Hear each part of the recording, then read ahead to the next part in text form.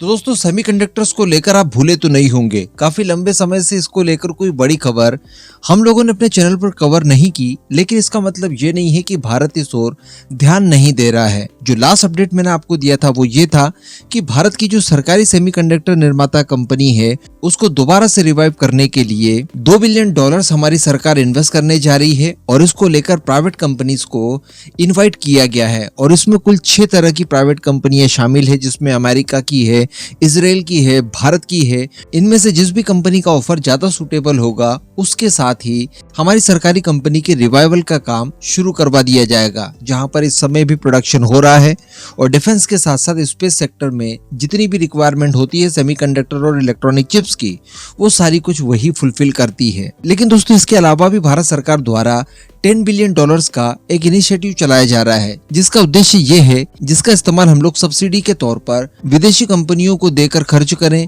जिसके बाद होगा ये कि ये विदेशी कंपनियां इस सब्सिडी की लालच में भारत आएंगी और भारत में सेमीकंडक्टर और इलेक्ट्रॉनिक चिप से संबंधित जितना भी इकोसिस्टम रिक्वायर्ड होगा उसे डेवलप करेगी। और ये मास्टर प्लान हमारा लागू हो चुका है और इसकी जो पहली हितग्राही कंपनी बनी है, जो कि विदेशी कंपनी है, वो है अमेरिका की माइक्रोन टेक्नोलॉजी, जो कि भारत के अंदर सेमीकंडक्टर संबंधित पैकेजिंग और इनकी टेस्टिंग संबंधित फैसिलिटीज को तैयार कर रही है। इन्हें अपने कुल इन्वेस्टमेंट का लगभग 75% तक सब्सिडी के तौर पर मिला भारत सरकार और राज्य सरकार दोनों की तरफ से मिला जुलाकर। इसके अलावा हम लोग काफी लंबे समय से देख रहे थे कि ताइवान की कंपनी, जिसमें फॉक्सकॉन का सबसे बड़ा नाम निकल कर आता है, वो भी इस समय भारत में इन्वेस्टमेंट करने की तैयारी में है, लेकिन अभी तक कोई सकारात्मक पहल बड़े लेवल पर होते हुए नहीं दिखाई दी है। उनको अभी फिलहाल कोई बड़ा पार्टनर भी नहीं मिला है। बीच में टाटा का नाम निकलकर जरूर सामने आया था, लेकिन अभी कोई बड़ा डेवलपमेंट इससे संबंधित नहीं देखने के लिए मिला है। लेकिन दोस्तों इसी बीच हमारा एवरग्रीन फ्रेंड इजराइल मैदान में कूद गया है और इजराइल की एक कंपनी है जिसका नाम है टावर सेमीकंडक्टर्स। उसकी तरफ से भारत के सामने प्रपोजल रखा गया है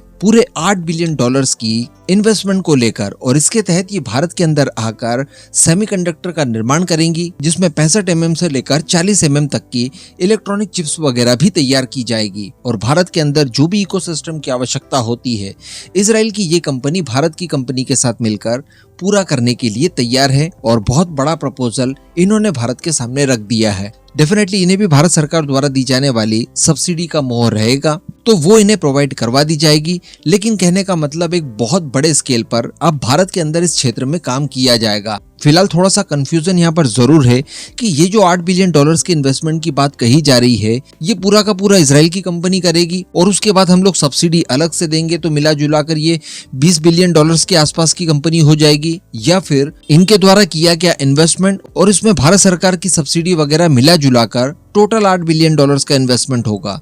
तो ये क्लियर होना अभी तक बाकी है। लेकिन जो भी जैसी भी परिस्थितियां हैं, हर हाल में ये सेमीकंडक्टर के क्षेत्र में अब तक का सबसे बड़ा इन्वेस्टमेंट भारत के अंदर जरूर माना जाएगा, जो कि हमारे सबसे अच्छे दोस्त इजराइल की तरफ से आया है। और इजराइल को हम लोग देख पा रहे हैं कि लगातार भारत जब भी किसी भी बुरी परिस्थिति में फंसता है तो इजराइल साथ देने जरूर आता है।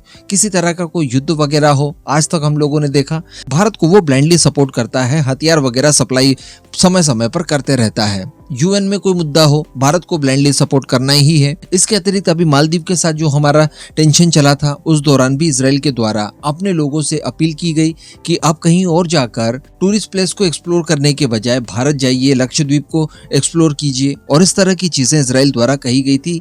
इसके साथ साथ लक्षद्वीप के अंदर इजराइल द्वारा बेसिक इंफ्रास्ट्रक्चर भी तैयार किए जाएंगे, इसको लेकर भी उन्होंने रुचि व्यक्त की। इसके अलावा 2 दिन पहले मैंने आपको एक वीडियो बनाकर बताया था कि एक रैंकिंग जारी हुई है उन देशों की जो कि भारत के लिए सबसे ज्यादा पॉजिटिव सद्भाव रखता है, तो उसमें भी नंबर 1 की श्रेणी पर इजराइल को रखा गया। तो कहने का मतलब इजराइल हर मामले में भारत के साथ काफी अच्छे संबंध मेंटेन करके रखता है और वो सिलसिला अभी भी चल रहा है और हम लोग उम्मीद कर सकते हैं कि ये सिलसिला इसी तरह से लगातार चलता रहे।